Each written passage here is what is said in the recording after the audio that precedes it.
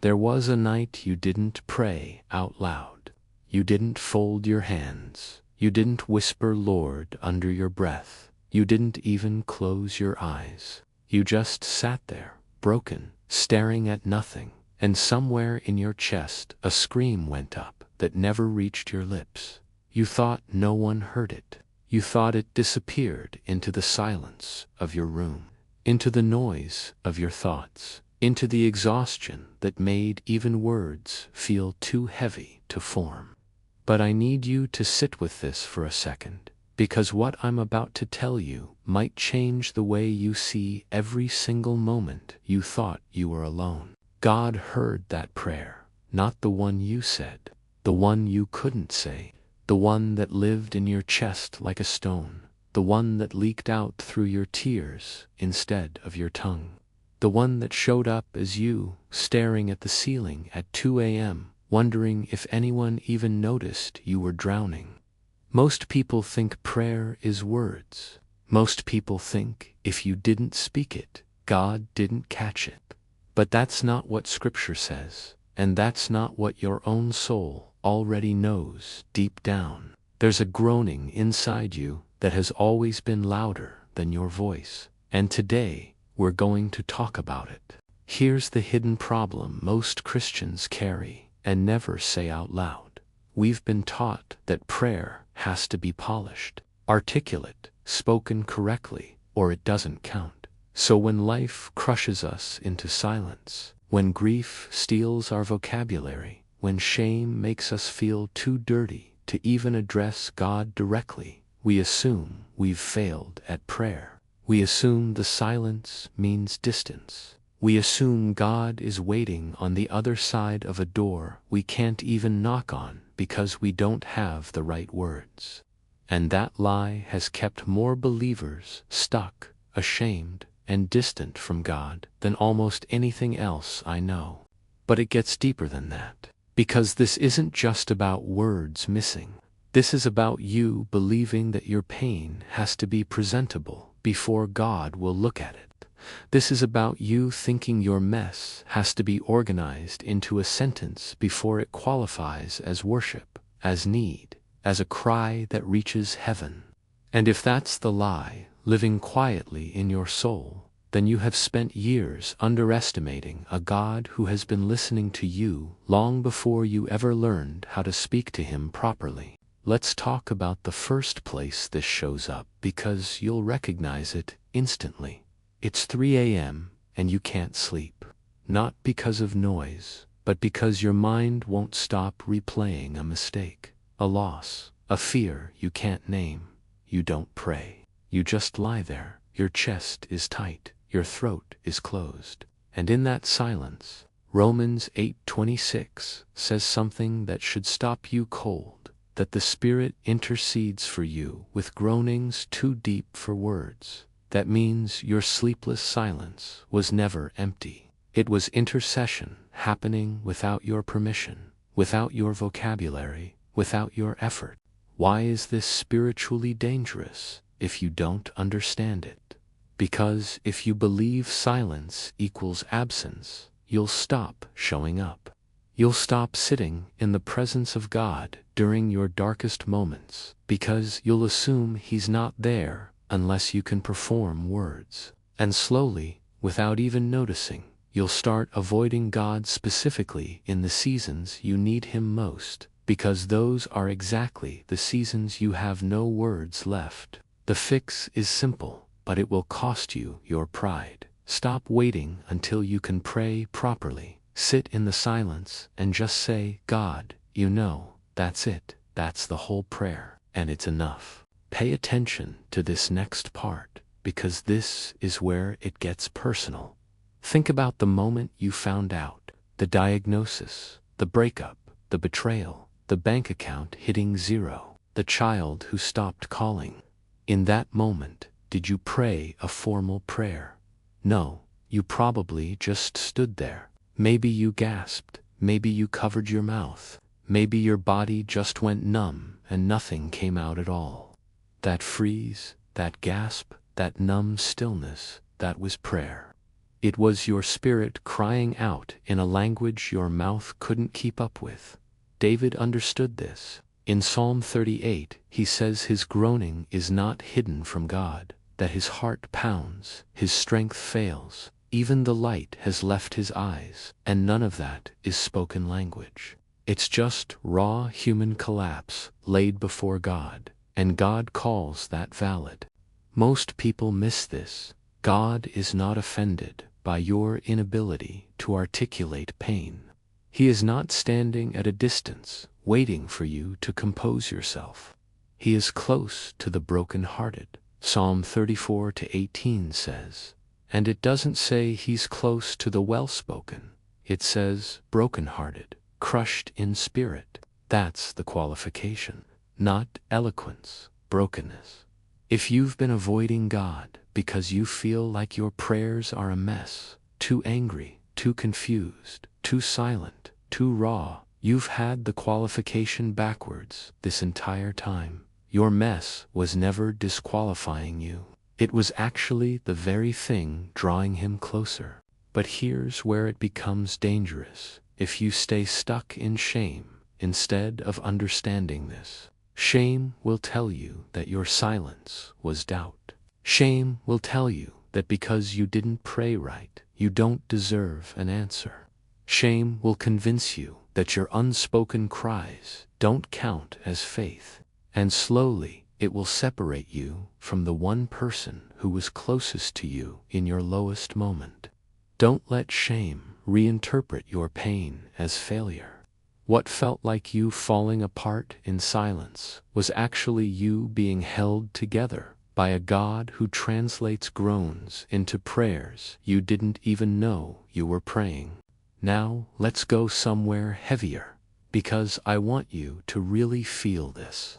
Think about the person who has cried themselves to sleep more nights than they can count, and never once said amen.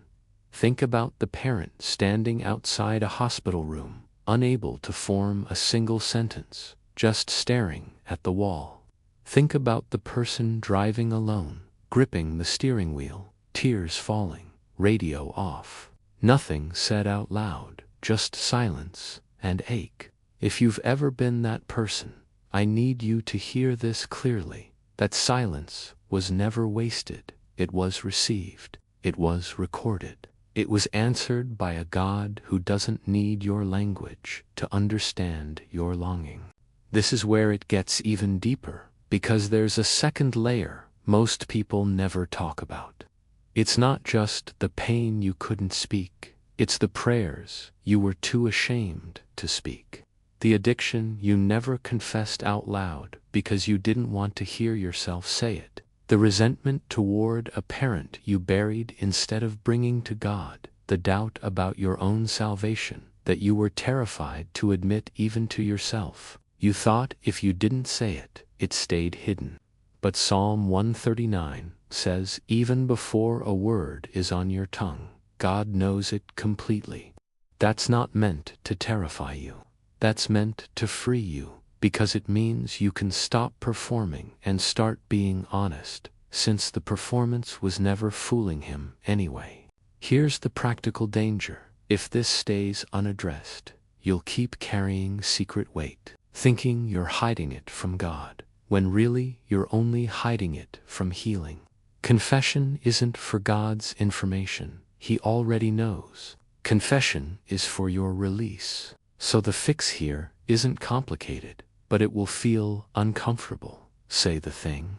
Not because God needs to hear it to know it, but because you need to hear yourself say it in His presence to finally let it go. Bring the unspoken prayer into the light, even if your voice shakes, even if it's just one sentence, even if it's just a name you haven't been able to say without crying. Let's go to the third layer now, because this is the part that will hit different. Sometimes the reason you couldn't speak wasn't grief, it was exhaustion. You've been carrying so much for so long that you simply ran out, not out of faith, out of energy. You wanted to pray, you tried to open your mouth, and nothing came. just tiredness so deep it felt spiritual, when really it was just human. And in that moment, so many believers assume they've backslidden, that their faith has gone cold, that they've disappointed God by not having the strength to reach for Him with words. But listen closely, because this might be the most important thing in this entire video. Exodus tells us that when the Israelites groaned under their slavery, they didn't organize a prayer meeting. They didn't recite anything formal. They just groaned. And it says God heard their groaning and remembered His covenant. Their exhaustion was the prayer. Their inability to form words was the cry that moved heaven into motion. So if you've been silently exhausted, silently overwhelmed, silently drowning under responsibilities no one sees, that groaning has already been heard. You didn't fail to pray. You prayed in the only language you had left. Now here's where I need to bring correction, because conviction without truth is just guilt, and I don't want to leave you in guilt. There is a difference between silence that comes from pain and silence that comes from avoidance. Pain silence is when you can't speak because you're overwhelmed, and God receives that fully. Avoidance silence is when you could speak, but you're choosing distance because you're angry, or ashamed, or comfortable in sin, and you don't want to face Him. Be honest with yourself right now. Which one is this for you? Because if it's avoidance, the fix isn't waiting for God to chase you further. The fix is turning around today, right now, and simply starting with, God, I've been avoiding you, and I don't want to anymore. This is where it gets dangerous for a different reason. See, some of you are going to hear this message and feel comforted and stop right there. But comfort without response is where stagnation begins. Knowing that God heard your unspoken prayer isn't meant to keep you silent forever. It's meant to give you courage to finally speak. The wound heals faster in the light. Isaiah 65:24 says, "Before they call, God will answer, and while they are still speaking, He will hear." That means He's already ahead of your words. He's not waiting for perfection. He's waiting for you to simply turn toward Him, spoken or not. If this is touching something in you right now, don't scroll past it like it's just another video. Comment one word below, just one word that describes what you've been carrying silently. Grief, fear, shame, exhaustion, doubt, whatever it is. Type it, because sometimes naming it in front of others is the first spoken version of a prayer you've never said out loud. And if you know someone right now who has been silently falling apart, someone who hasn't said a real prayer in weeks because they don't even know where to start, send them this video. Don't just like it and move on. This might be the exact moment God uses to reach them, and you could be the one He uses to deliver it. Before you go, tell me one thing in the comments. Where are you watching this from right now? I want to see how far this message is traveling tonight, because somewhere, someone needed to hear that their silence was never empty. And if this channel has become a place where truth actually reaches you, where conviction doesn't feel like condemnation but like correction from someone who loves you, then subscribe, not because I'm asking for a number, but because this is a place built to keep pulling you back to God every single time life pulls you away. So here's what I want you to do right now, before you close this video. Stop performing prayer. Stop waiting for the right words. Just be still and say what you can, even if it's one word, even if it's just tears. God, you know, that's the whole prayer. That's enough. He has heard every unspoken cry you've ever carried, every groan you buried, every silence you thought was empty. None of it was wasted. None of it was missed. And tonight, if all you have is silence, bring Him the silence. because that too is a prayer he has already heard.